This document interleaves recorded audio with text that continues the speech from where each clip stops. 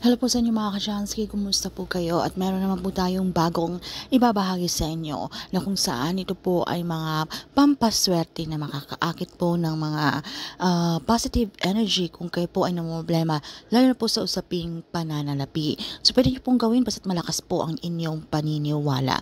Bago po ang lahat, ay nais ko lang pong ipromote sa inyo para po sa mga gusto ng mga pampaswerte sa inyong mga negosyo, sa inyong mga trabaho, sa inyong mga career, or kung kayo po ay mahilig maglaro ng anumang uri ng sugal, meron po tayong pampaswerte dyan. Para po sa mga interesado ay mag-PM lamang po kayo sa akin.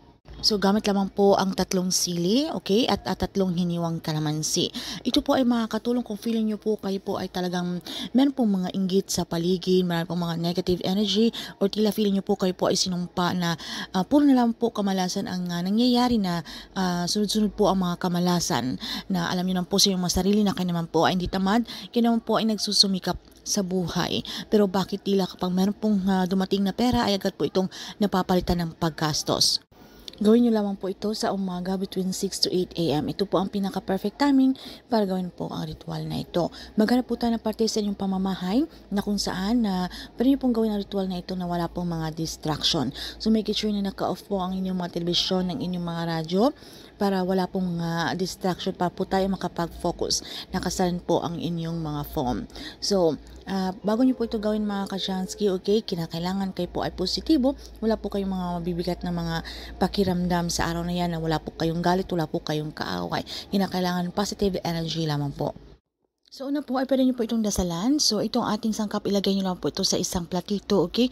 Para hindi nyo po direkta mahawakan yung ating mga sili, okay? So, pwede nyo po itong ilapat ang inyong mga bibig. Pwede po yung kahit mga personal na dasal. And then, pagkatapos, sambitin nyo na po ang inyong mga intention. So, dapat good intention lamang po. Or ang inyong mga kahilingan. At iwasan nyo po ang salitang sana, okay?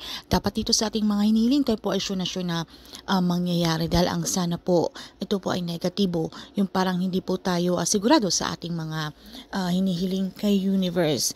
And then pagkatapos, i-claim, i-affirm yun na po sa inyong mga sarili ang mga swerteng darating na ito.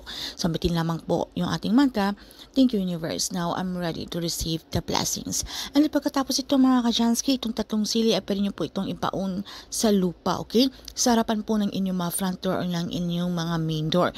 Para po ang mga negative energy o mga inggit na yan, mga palipad hangin, kung ano mamayang sumpang na pwede pong malipat sa inyo, ay meron po kayong proteksyon, okay? So kung wala naman po, kung meron po nagtanong na kung semento naman po lahat ng harapan po ng inyong mga front door o ng inyong mga main door, so kung meron po kayong mga halaman, okay, sa paso po sa pagitan po ng o sa gilid po ng inyong mga pintuan, pwede nyo po itong doon nyo po ito ibaon, alright? And then pagkatapos ito naman pong 3 hiniwang kalamansi, pwede nyo po itong ihugas sa inyong mga kamay, ipahid nyo po ito sa inyong mga kamay. Ito po yung magsisilbing cleansing. Kung feeling nyo po puro na lang po ang negatibo ang inyong mga isipan, hindi po kayo nakakapag-isip ng tama. Kung meron po kayong mga bagong ideya o meron po kayong mga planong sa buhay, bigla po ito napapalitan ng mga negatibo na talagang feeling nyo po na wala po kayong gana. So, kung ganito po inyong nararamdaman, so pwede nyo pong gawin ito bilang cleansing. Alright? So, ipahid nyo lamang po sa inyong mga sa inyong 2 palad. And then after that, pwede nyo na po itong hugasan or banlawan ng tubig. So ito po ang ating ritual na po malakas ang inyong paniniwala. Ay kung meron po man pong mga inggit, mga sumpa or mga negative energy, kamalasan na yan, ay mafe-feel nyo po na meron pong mga pagbabago, okay, sa masusunod mga araw na unti-unti po magiging magaan or magiging maganda ang takbo ng inyong pamumuhay. Magulat lang po kayo sa mga swerte o mga windfall na hindi nyo po inaasahan. So kailangan ito po ay tapat, kayo po ay hindi tamad, kayo po ay nagsusumikap sa buhay, meron po kayong aksyon, mapagpaplanong gagawin na inyo pong ginagawa, patuloy pa rin po kayong magsipag, okay?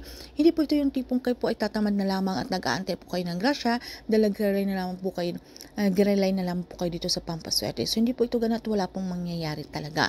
So kailangan itong mga pampaswerte ay sabayan po natin ito ng aksyon o pagsusumikap. Okay? Dito po isang gabay o inspirasyon lamang para mas pang lumapit ang swerte na yan. So yan naman po mga ka-Chansky. Good luck po sa inyo. Maraming salamat. So kung meron po kayong mga katanungan o hindi mo masyadong klaro sa topic na ito, ay paki-comment na lamang po sa baba.